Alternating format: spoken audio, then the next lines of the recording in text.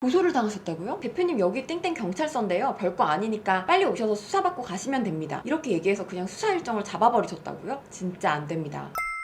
오늘 영상은 특별히 법적으로 문제가 없는 대표님들이더라도 꼭 보셔야 하는 영상이에요. 왜냐하면 여러분께 연락 오는 수사기관의 전화는 어느 날 갑자기 찾아오거든요. 전화를 받고 나서 그때 어떻게 대처해야 할지 수사보기 시작하면 늦기 마련입니다. 특히 사업하시다 보면 분쟁에 휘말릴 일들이 꼭 한 번씩은 있고요. 어느 순간 누구한테 고소당할지도 모르고 내가 어느 순간 범죄자로 지목되어 있는 경우들도 있어요. 이런 일은 정말 갑작스럽게 벌어지기 때문에 일이 터지고 부랴부랴 변호사 찾고 방법 찾으면 시간도 없고 당황해서 본인에게 너무 불리한 진술을 무방비로 하고 나오시는 거예요.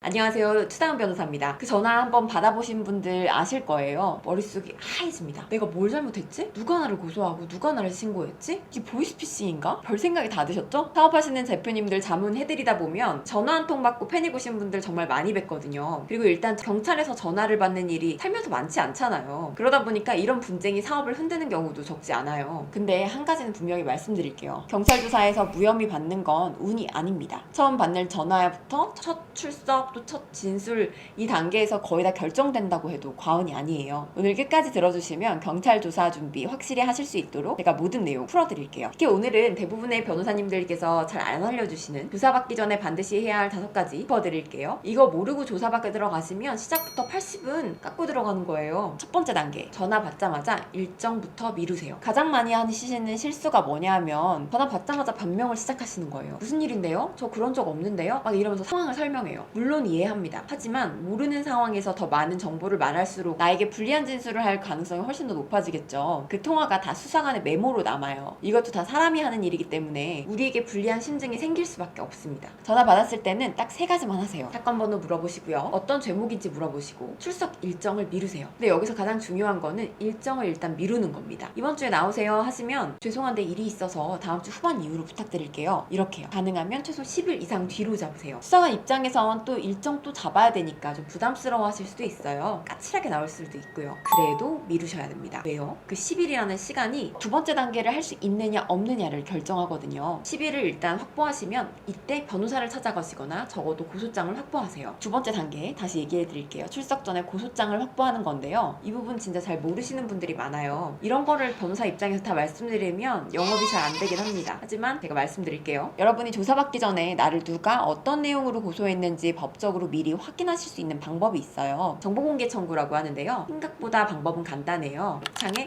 정보공개 포털이라고 치시고요. 공동인증서로 로그인을 하신 다음에 청구 신청을 누르세요. 청구기관은 여러분께 연락 온 그 경찰서로 선택하시면 되고 제목은 고소장 정보공개 청구, 내용은 피고소인, 고소당한 당신, 피고소인의 혐의사실 확인 및 방어 준비를 위해 고소장 내용을 공개해 주시기 바랍니다 라고 쓰시고요. 사건 번호랑 피고소인의 인적사항, 본인의 인적사항을 쓰시고 고소장 중 혐의사실에 대한 연락자 신청을 하게 되면 됩니다. 공개 방법 설정을 해야 되는 게 있는데요. 온라인 정보통신망으로 신청하시면 제일 편합니다. 이렇게 신청하시면 공공기관의 정보공개에 관한 법률에 따라서 청구를 받은 날부터 10일 이내에 결정하도록 되어 있고 부득이한 경우에는 10일 범위 내에서 연장이 가능해서 최대 20일까지 길어질 수는 있는데요. 이런 일은 사실 거의 없고요. 이렇게 신청하시면 보통 일주일 안에 고소장이 옵니다. 다만 수사 진행 단계에서 일부 내용이 가려져서 올 수도 있는데 그래도 핵심 혐의 사실은 대부분 확인하실 수 있어요. 이걸 받아보시면 이제 게임이 완전히 달라집니다. 지금까지 우리가 막연한 공포였잖아요. 내가 뭘로 고소당한 건지 누가 고소를 한 건지 고소장 한 장을 받아보시면 이게 다 풀립니다. 상대가 어떤 제목을 걸었는지 어떤 사실관계를 주장하는지 알 수 있고요. 오프라인으로 경찰서 민원실에 가셔서 직접 신청하실 수도 있는데요. 어차피 회신은 똑같이 10일 정도 안에 오니까 직접 가셔서 신청하고 또 받으러 한 번 더 가실 필요는 없어요. 온라인으로 하세요. 세 번째 단계, 고소장 보면서 사실관계와 증거를 정리합니다. 자, 이제 고소장도 손에 들어왔어요. 여기서 대부분 멈추세요. 고소장 봤으니까 가서 사실대로 말하면 되지 하고요. 필요합니다. 수사기관은 시간 순으로 묻고 앞뒤가 조금이라도 어긋나면 거기를 집요하게 파고들거든요. 특히 사업하시는 분들은 여러 사람, 여러 계약, 거래관계가 얽혀 있어서 머릿속만으로 정리하면 절대 안 되고요. 사실 며칠 전 일만 해도 잘 기억 안 나잖아요. 고소장 받으시면 2가지로 작업하시는 거예요. 첫 번째는 양쪽 사실관계를 시간순으로 나란히 적어보세요. 무슨 말이냐면 종이 한 장의 왼쪽에는 고소장에 적힌 상대 주장을, 오른쪽에 기억엔 내가 기억하는 사실을 시간 순으로 나열해 보세요. 차이 나는 부분이 쟁점이 될 가능성이 높고 그게 조사실에서 집중적으로 물어볼 내용이에요. 변호사를 선임하신다면 변호사님께 해당 부문에 대해서 좀 더 자세히 설명해 주세요. 그래야 변호사님께서도 의뢰인분들께 그에 맞는 적절한 조언을 하실 수 있어요.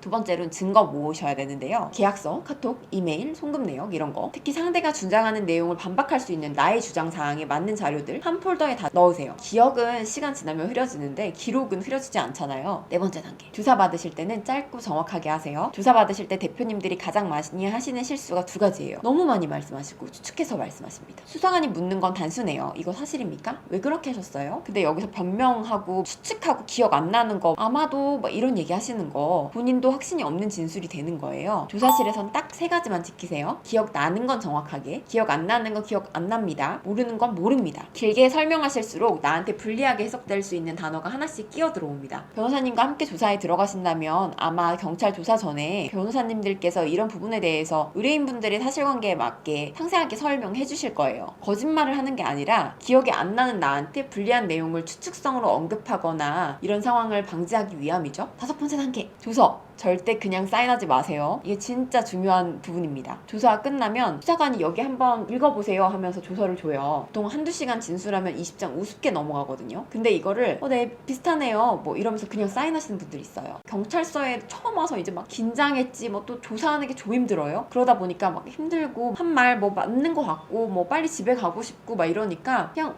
네네 맞아요 뭐 이러면서 그냥 사인하시는 분들이 있거든요. 근데 여기서 결과가 다시 한번 갈립니다. 예를 들어 본인은 분명히 협의하려고 연락드렸다 라고 말씀하셨는데 조서에는 여러 차례 연락해서 합의를 종용했다 이렇게 나와요. 종용 이렇게 한 글자가 들어가는 순간 강요나 협박의 정황으로 해석될 여지가 생깁니다. 반드시 한 글자 한 글자 확인하세요. 내 표현과 다른 취지가 있으면 이 부분은 제가 말한 취지랑 전혀 다릅니다. 이렇게 수정해주세요. 이렇게 명확하게 말씀하세요. 수사관이 그 자리에서 수정해주거나 최소한 피해자가 이렇게 이의를 제기했다 내용을 조서에 추가로 적어두는 게 의무입니다. 부담스러워서 그냥 사인하시면 유죄의 증거로 사용될 수 있어요. 수사관분들이 친절하다고 해서 당신의 편이 절대 아니거든요.